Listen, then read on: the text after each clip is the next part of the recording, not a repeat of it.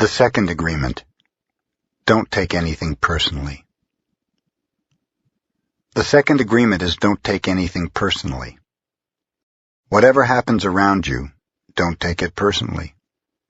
Using an earlier example, if I see you on the street and I say, "Hey, you are so stupid," without knowing you, it's not about you, it's about me. If you take it personally, then perhaps you believe you're stupid. Maybe you think to yourself, how does he know? Is he clairvoyant? Or can everybody see how stupid I am?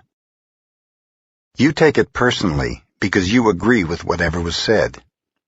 As soon as you agree, the poison goes through you, and you are trapped in the dream of hell. What causes you to be trapped is what we call personal importance. Personal importance, or taking things personally, is the maximum expression of selfishness because we make the assumption that everything is about me. During the period of our education or our domestication, we learn to take everything personally.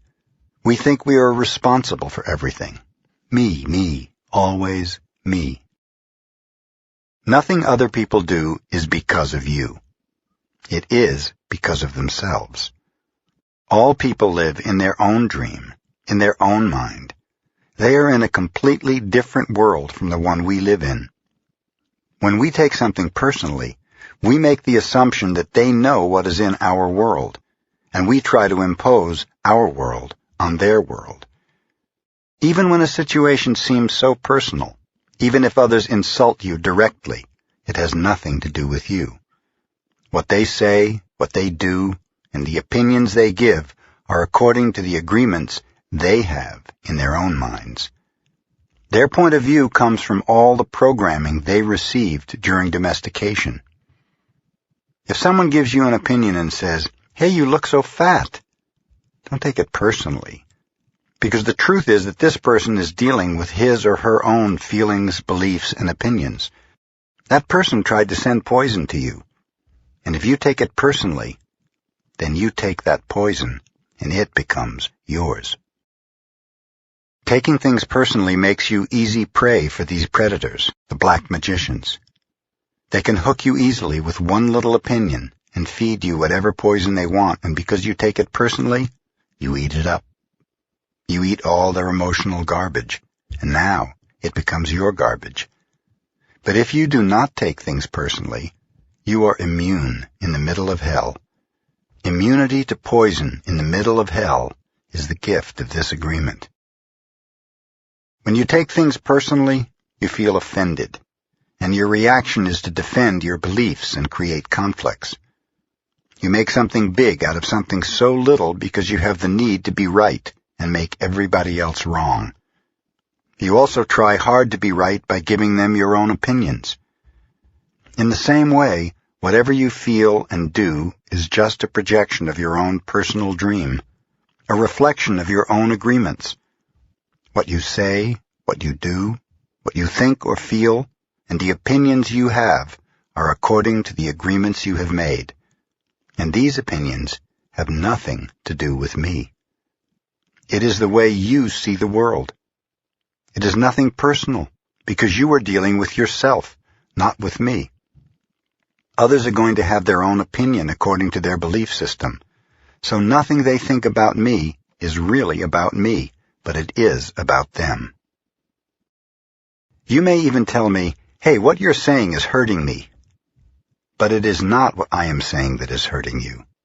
It is that you have wounds that I touch by what I have said. You are hurting yourself.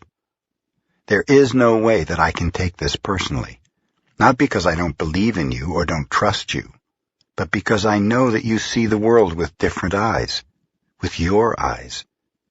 You create an entire picture or movie in your mind, and in that picture, you are the director. You are the producer. You are the main actor or actress. Everyone else is a secondary actor or actress. It is your movie. The way you see that movie is according to the agreements you have made with life. Your point of view is something personal to you. It is no one's truth but yours. Then if you get mad at me, I know you are dealing with yourself. I am the excuse for you to get mad. And you get mad because you are afraid. Because you are dealing with fear. If you're not afraid, there is no way you will get mad at me or hate me. If you're not afraid, there's no way you'll be jealous or sad.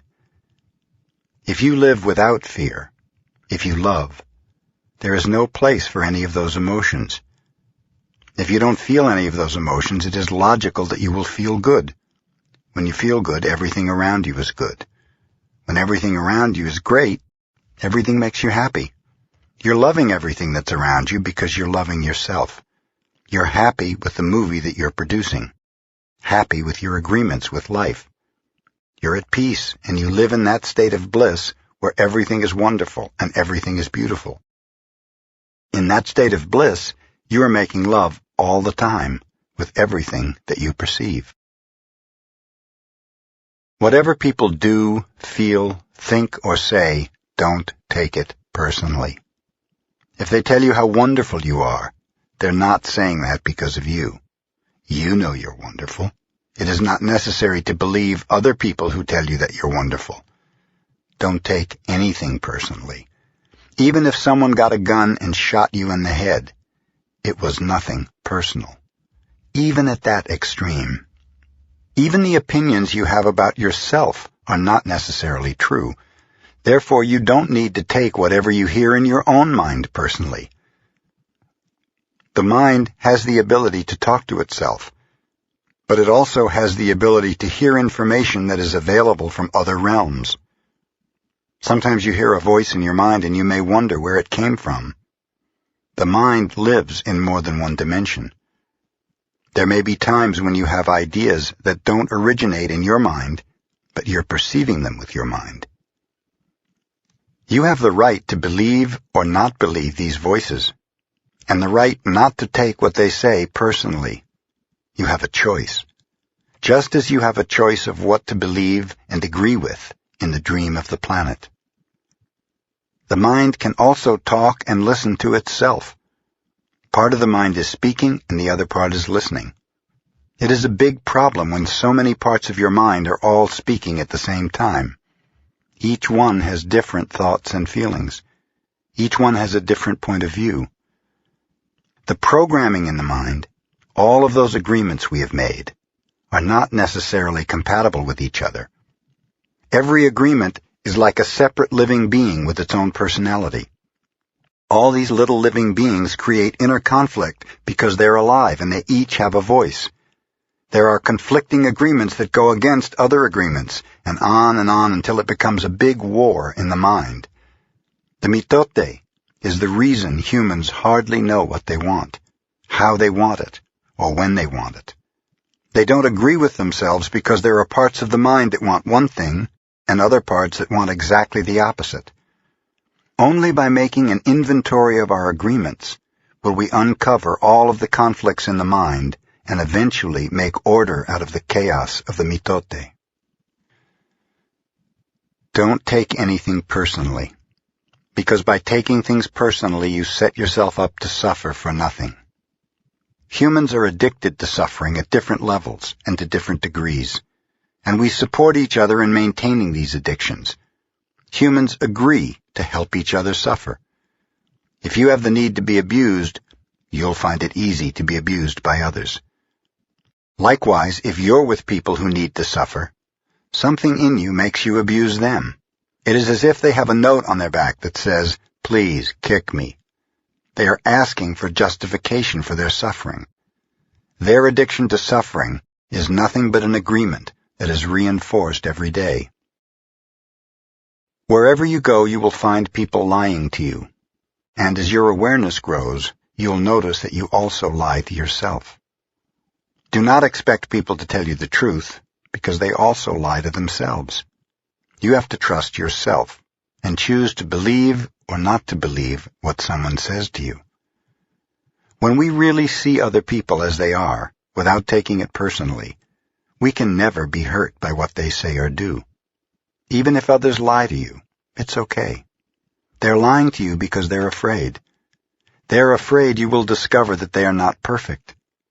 It is painful to take off that social mask. If others say one thing but do another, you're lying to yourself if you don't listen to their actions. But if you're truthful with yourself, you'll save yourself a lot of emotional pain.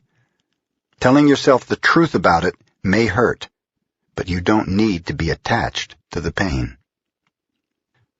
If someone is not treating you with love and respect, it is a gift if they walk away from you. If that person doesn't walk away, you will surely endure many years of suffering. Walking away may hurt for a while, but your heart will eventually heal. Then you can choose what you really want. You'll find that you don't need to trust others as much as you need to trust yourself to make the right choices. When you make it a strong habit not to take anything personally, you avoid many upsets in your life. Your anger, jealousy, and envy will disappear, and even your sadness will simply disappear if you don't take things personally. If you can make this second agreement a habit, you'll find that nothing can put you back into hell. There is a huge amount of freedom that comes to you when you take nothing personally. You become immune to black magicians, and no spell can affect you regardless of how strong it may be. The whole world can gossip about you, and if you don't take it personally, you are immune. Someone can intentionally send emotional poison, and if you don't take it personally, you will not eat it. When you don't take the emotional poison, it becomes even worse in the sender, but not in you. You can see how important this agreement is. Taking nothing personally helps you to break many habits and routines that trap you in the dream of hell and cause needless suffering. Just by practicing this second agreement, you begin to break dozens of teeny tiny agreements that cause you to suffer. And if you practice the first two agreements, you will break 75% of the teeny tiny agreements that keep you trapped in hell. Write this agreement on paper and put it on your refrigerator to remind you all the time. Don't take anything personally. As you make a habit of not taking anything personally, you won't need to place your trust in what others do or say. You will only need to trust yourself to make responsible choices. You are never responsible for the actions of others. You are only responsible for you. When you truly understand this and refuse to take things personally, you can hardly be hurt by the careless comments or actions of others. If you keep this agreement, you can travel around the world with your heart completely open and no one can hurt you. You can say, "I love you," without fear of being ridiculed or rejected. You can ask for what you need. You can say yes, or you can say no, whatever you choose, without guilt or self-judgment. You can choose to follow your heart always. Then you can be in the middle of hell and still experience inner peace and happiness. You can stay in your state of bliss, and hell will not affect you at all.